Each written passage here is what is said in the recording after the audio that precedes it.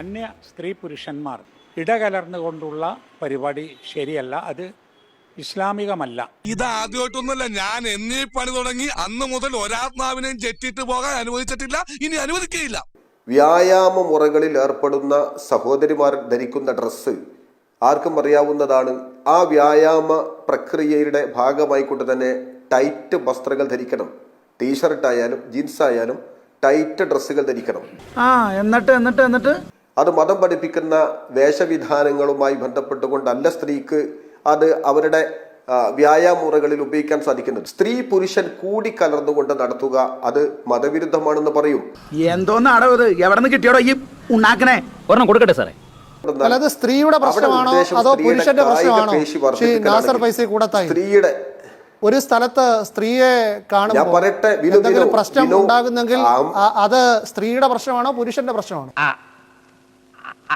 അതല്ല ഉദ്ദേശം. വിനു പറയട്ടെ. ഞാൻ ഇടയ്ക്ക് വെച്ച് അഹമ്മദ് മാഷോട് സംശയം ഉണ്ടായിരുന്നില്ലല്ലോ. അഹമ്മദ് മാഷോ എന്തുകൊണ്ടാണ് സംശയം അത്ര കാര്യങ്ങൾ വിനുവിന് ഇല്ലാതെ പോയത്? എനിക്ക് അതിൽ സംശയം തോന്നേണ്ട കാര്യമില്ലായിരുന്നു. അതുകൊണ്ടാണ് ചേർന്നുകൊണ്ട് നിൽക്കണം. ആങ്കറിന് ഒരു അജണ്ട ഇക്കാര്യത്തിൽ ഉണ്ടാകാൻ പാടില്ല. ഏഷ്യാനെറ്റിനും അജണ്ട ആകാൻ പാടില്ല. തൊഴിൽ തിന്നുന്ന ബഗൻ എന്നൊരു ഹെഡിങ്ങിൽ മുമ്പ് CPM ഒരു പുസ്തകം പ്രസിദ്ധീകരിച്ചിരുന്നു. ആ മണ്ടത്തരം ഇപ്പോഴും പേറി നടക്കുന്ന മാനിഫെസ്റ്റോയും ദാസ് ക്യാപിറ്റലും വേദവാക്യം പോലെ സ്വീകരിക്കുന്ന CPM ആണ് മതവിധികൾ പറയുന്ന പണ്ഡിതന്മാർ പിന്തിരിപ്പന്മാരാണെന്ന് പറയുന്നത് വിരോധാഭാസമാണ് എന്നാണ് ഞാൻ പറഞ്ഞത്. ഒരു മണ്ടൻ മറ്റൊരു മണ്ടനെ വിളിക്കരുതെന്ന ന്യായമാണോ? എനിക്ക് മനസ്സിലായില്ല, ഉദാഹരണം മനസ്സിലായില്ല.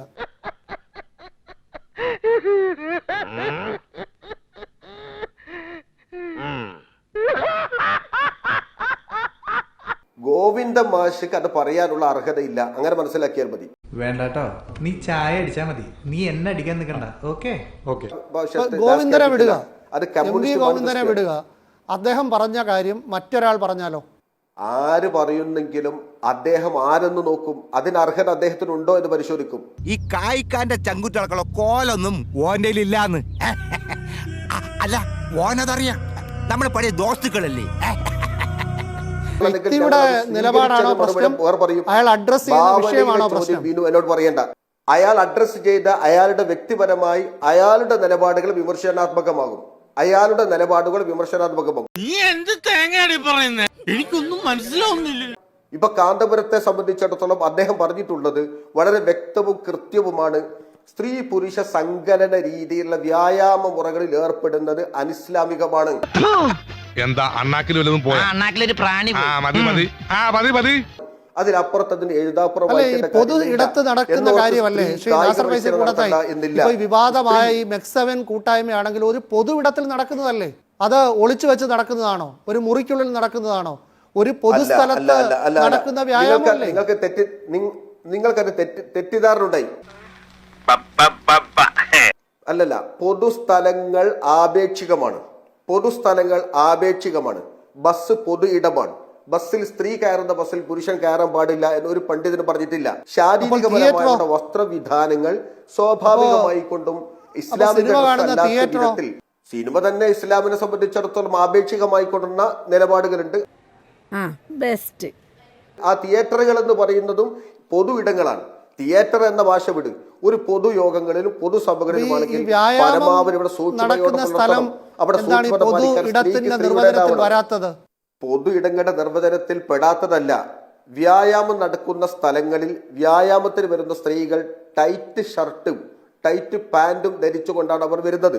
അവർക്ക് സ്വതന്ത്രമായി അവിടെ വ്യായാമ മുറകളിൽ ഏർപ്പെടുന്ന സമയത്ത് ശാരീരികപരമായിരിക്കുന്ന അവരുടെ സുരക്ഷിതത്തെ സംബന്ധിച്ചിടത്തോളം ആ സ്ത്രീകൾക്ക് ചില മേഖലകൾ പാലിക്കപ്പെടേണ്ടതുണ്ട്. എവിടെയോ എന്തോ ഒരു തകരാറ് പോലെ. അവർ അവരുടെ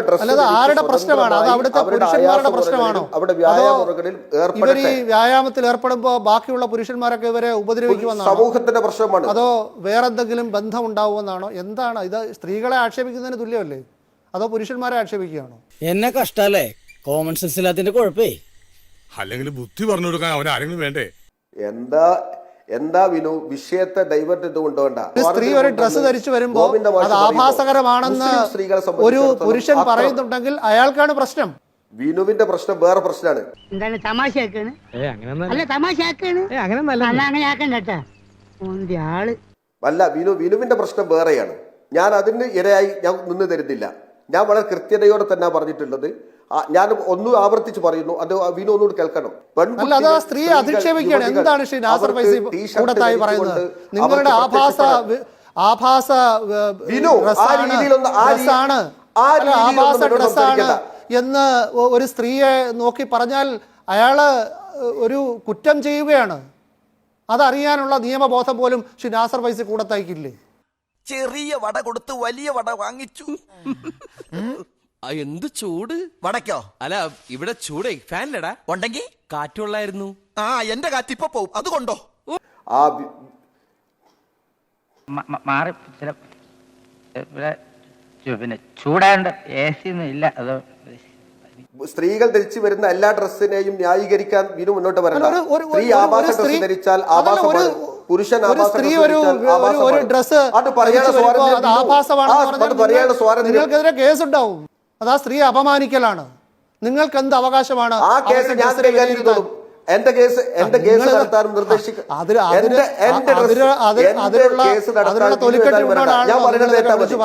അല്ലല്ല, സ്ത്രീകൾ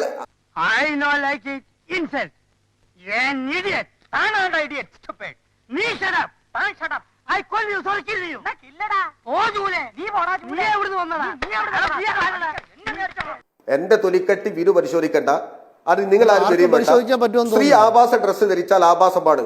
അവിടെ പോയി ഇടപെടരുതെന്ന് പുരുഷനോടാ പറഞ്ഞിട്ടുള്ളത്. എന്തുകൊണ്ട്? അത് സ്ത്രീ പുരുഷ സങ്കലന വേദികൾ അനിസ്ലാമികമാണ് എന്നതുകൊണ്ട്. ഇതൊരു നടക്കി പോണ ലക്ഷണില്ല.